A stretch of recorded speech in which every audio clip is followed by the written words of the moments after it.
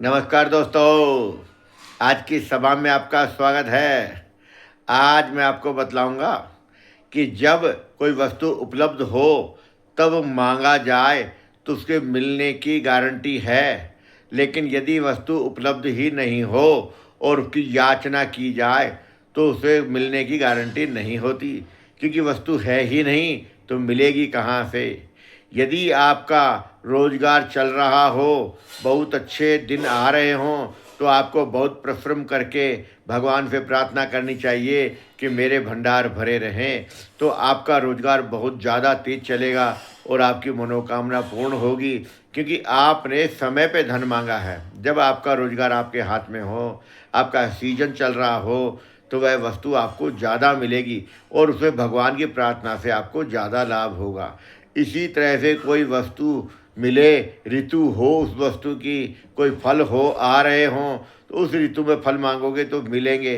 लेकिन यदि ऋतुकाल नहीं है फलों का, तो आप उन फलों की याचना करेंगे तो वह फल भी आपको नहीं मिलेंगी। यदि आपको कोई देने वाला सामने खड़ा हो तो आप याचना करेंगे तो आपको वस्तु अवश्य ही मिलेगी। लेकिन आप यदि कोई देने वाला ही नहीं है तो आप कितना ही गीत गा लो, आपको नहीं मिलेगा। बस यही ज्ञान है एक समझदार व्यक्ति में, कि वह समय पे वस्तु मांगे, सामने कोई हो तो अपना दुख व्यक्त करे तो लाभ हो, लेकिन यदि कोई है ही नहीं तो दुख व्यक्त करने से भी दुख दूर नहीं होता। क्योंकि अपनी पीड़ा समझने वाला सामने होना चाहिए, तभी आपकी पीड़ा शांत होगी। इसी प्रकार संसार में कोई बाजार जाओ तो वस्तु खरीद सकते हो, धन हो वस्तु मिलेगी। यदि आप बाजार गए नहीं और घर पर ही कामना करें कि मुझे यह वस्तु मिल जाए, ऐसा हो ही नहीं सकता, आपको कोई लाभ नहीं होगा।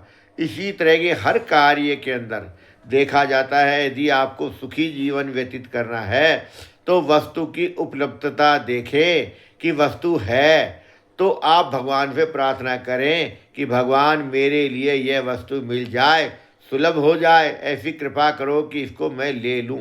तब भगवान आपके ऊपर कृपा करेगा और आपको वह वस्तु शीघ्र ही दिला देगा और अच्छी अवस्था में दिलाएगा।